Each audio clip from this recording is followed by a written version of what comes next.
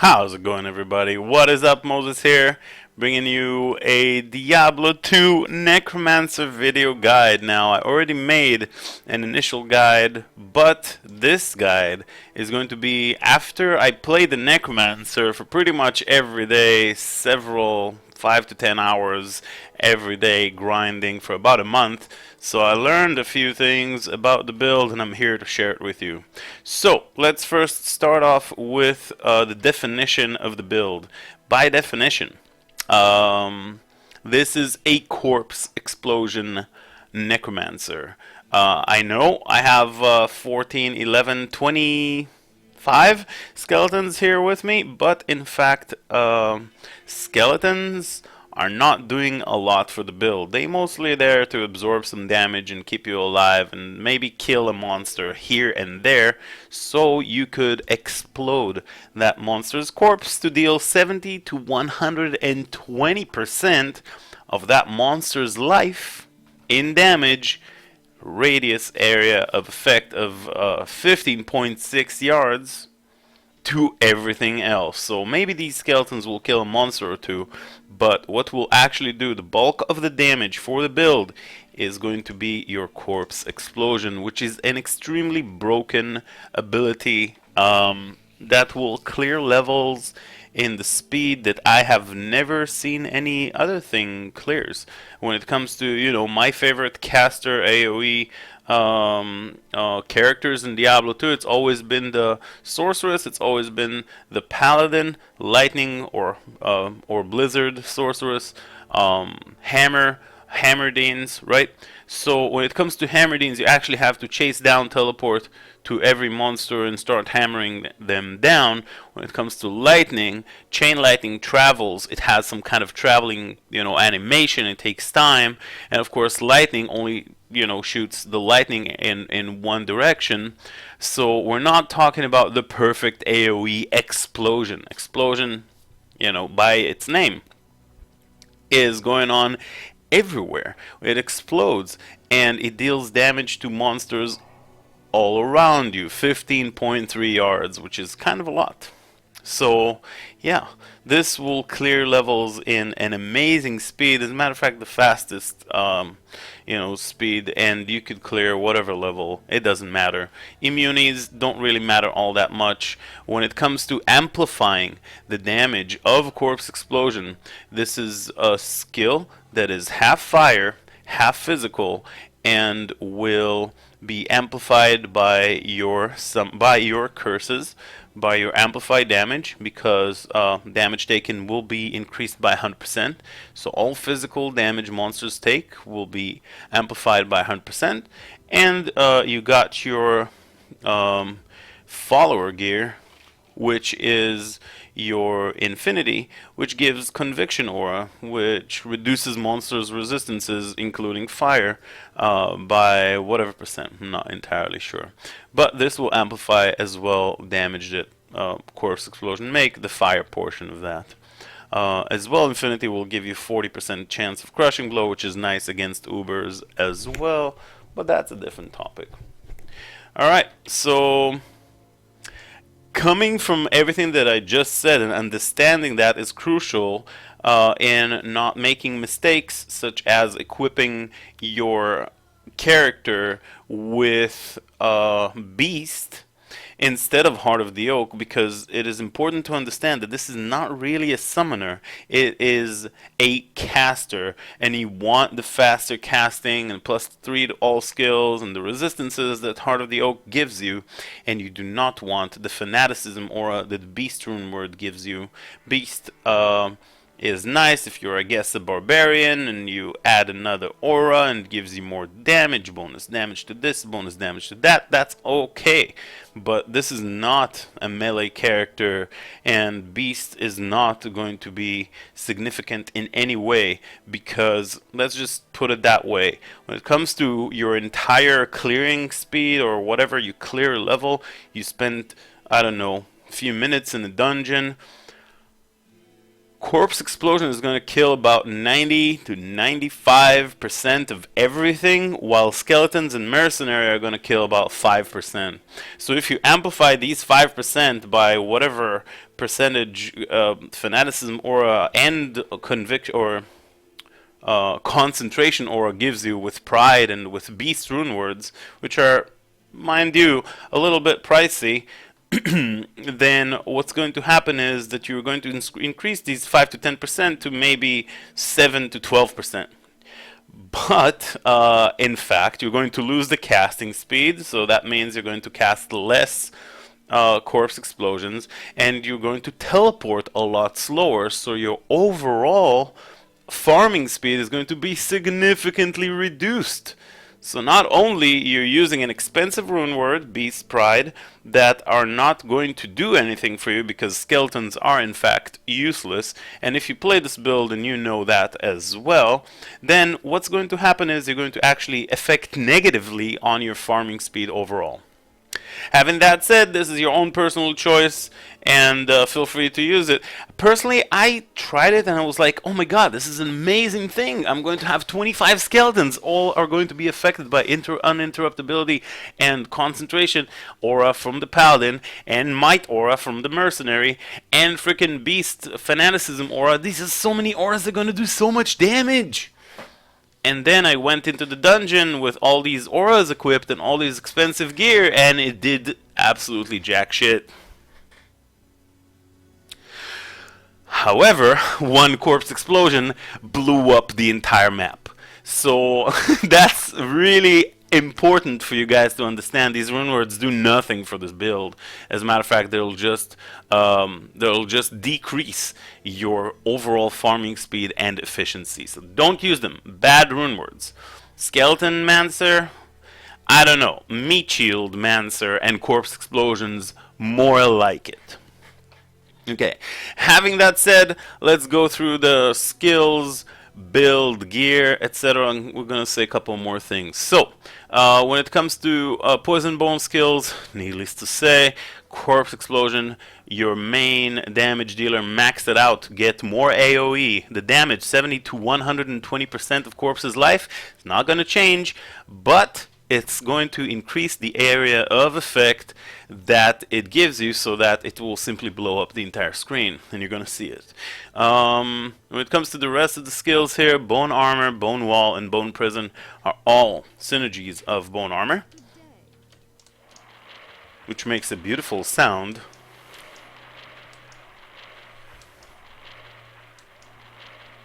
Yes, and absorbs a certain amount of damage. So you kind of want that or not, depends on you. But there's so many extra skills past Corpse Explosion that I was like, okay, let's grab some bone armor points. Why the hell not?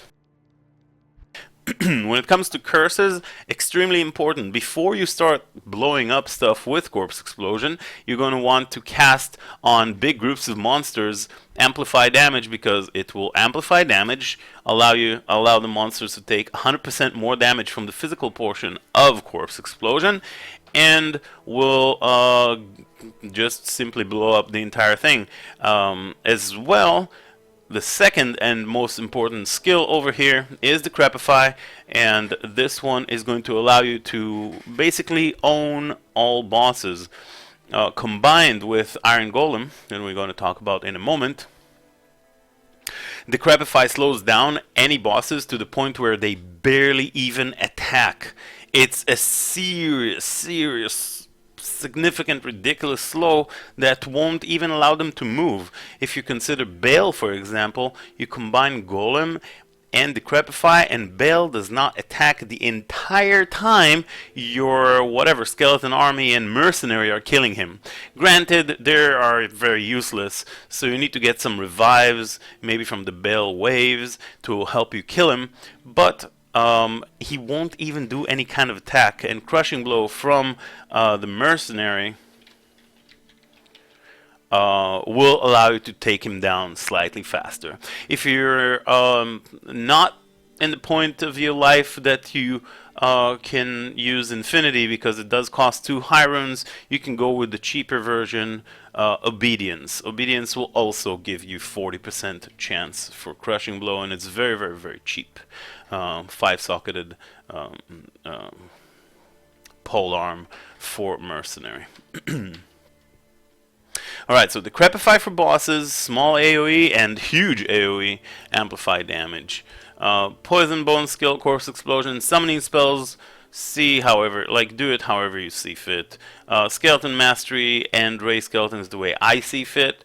Max these ones out, but again, I mean, sure, Skeleton Mastery, Ray Skeleton, some points on Ray's Skeletal Mage, and the rest on Revive, 1 point on each, and then 1 point on each. Summon Resist 1 point, Golem Mastery 1 point to give you some more synergy bonus, and then Clay Golem, Blood Golem, Iron Golem, and Fire Golem to add to the bonuses, synergies of the Clay Golem. Now, let's talk a little bit about Golems. Iron Golem is nice. I personally choose not to use it. I don't think that any kind of bonus is justified enough to use Iron Golem. So if you don't know, Iron Golem transforms a metallic item into a golem that inherits the properties of the item. So if you this is a metallic item, if you use that on an Iron Golem, you create a golem that has the Infinity traits. So the golem will have Conviction Aura and all that fun stuff. The idea is nice, but in fact you lose the Clay Golem, which is so amazing that it's not even worth it. It's not even worth it because you can gain the effects.